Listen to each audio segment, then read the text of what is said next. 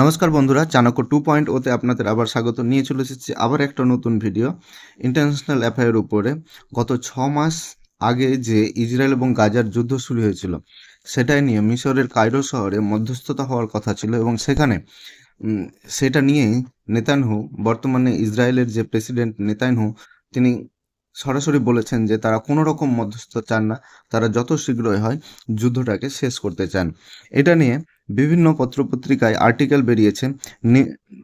News এইটিনে news এইটিনে বেরিয়েছে, দ্য ইকোনমিক টাইমস এবং এনডিটিভিতেও বেরিয়েছে। বলছে one step away from victory, no cease fire until.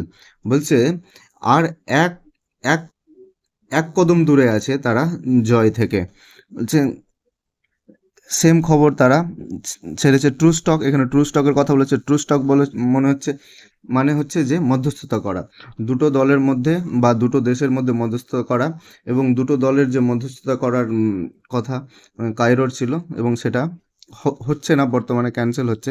এবং তার একটাই কারণ, তিনি বলতে চাইছেন যে আমরা যেহেতু নিশ্চিত এটার জয় পাবো এবং আমরা এটার পিছনে কখনোই হটবো না, এই যুদ্ধ থেকে একদম পিছনে হটবো না। আপনারা সবাই জানেন যে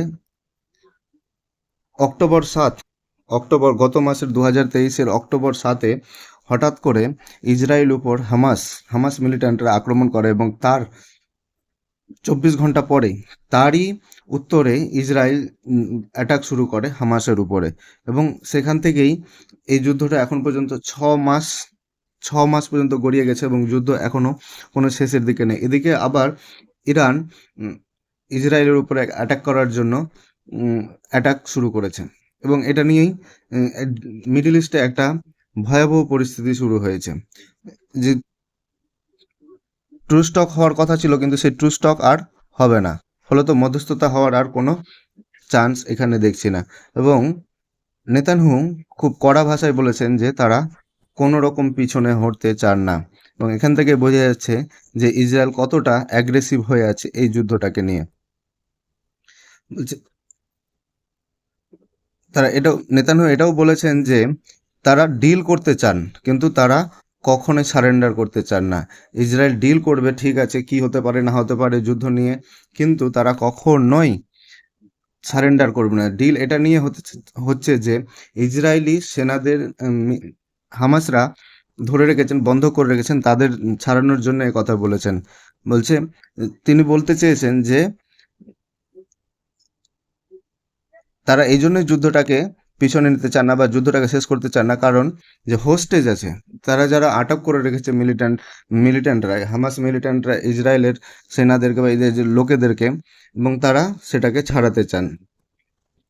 কিছুদিন আগে US base food charity World Central Kitchen গাজাতে একটা ফুড অভিযান চালিয়েছিল। যেহেতু গাজাতে এখন যুদ্ধ চলাকালীন মানুষের খাদ্য মূল্য এতটাই বৃদ্ধি হয়েছে বা খাদ্যর অভাবের জন্য মানুষ না খেয়ে মরছে, সেটা নিয়ে একটা ফুড চ্যারিটি হয়েছিল এপ্রিল 1-এ এবং সেখানেও ইসরায়েল অ্যাটাক করেছিল। তার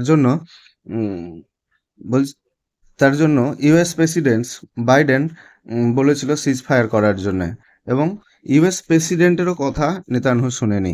এখান থেকে বোঝা যায় যে যুদ্ধেতে তারা কোনো রকমেই পিছনে হটতে চান না। তিনি কড়া ভাষায় বলছেন যে যারা ইসরায়েলদের হার্ট করবে তাদেরকে আরও দ্বিগুণভাবে তিনি হার্ট করতে চান।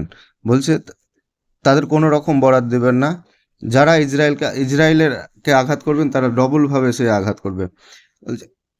আর এরই মধ্যে ইরান এই যুদ্ধে নেমে পড়েছে। তার একটাই কারণ, কিছুদিন আগে ইরানের যে রেভলিউশনারি গার্ড আছে, সেই 7টা গার্ড রেভলিউশনারি গার্ডকে ইসরায়েলের সেনা রকেট লঞ্চার দিয়ে মেরেছিল। সেটা হচ্ছে দামাস্কাসে মারার ফলে ইসরায়েলের যে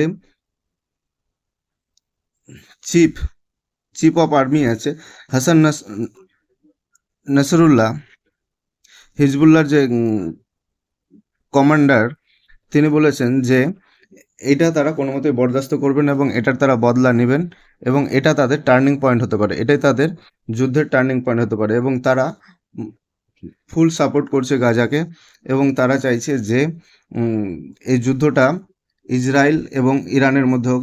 ইরান যদিও গাজার যে মিলিট্যান্ট হামাস আছে, হামাসের থেকে অনেক বেশি শক্তিশালী, কারণ এটাও বলা হচ্ছে যে ইরানকে ব্যাকফায়ার দিয়ে চায়না এবং রাশিয়া ওনাকে সাপোর্ট করে এবং ওদের কাছে আধুনিকতম অস্ত্র আছে। লাস্টে একটা কোশ্চেন আপনাদের সবার জন্য, who is the present president of Iran? সঠিক সঠিক উত্তর যারা দেবেন তাদের আমি মার্ক করে দেব, এবং এখানে ভিডিওটা শেষ করছি। ভিডিওটি দেখার জন্য সকলকে ধন্যবাদ।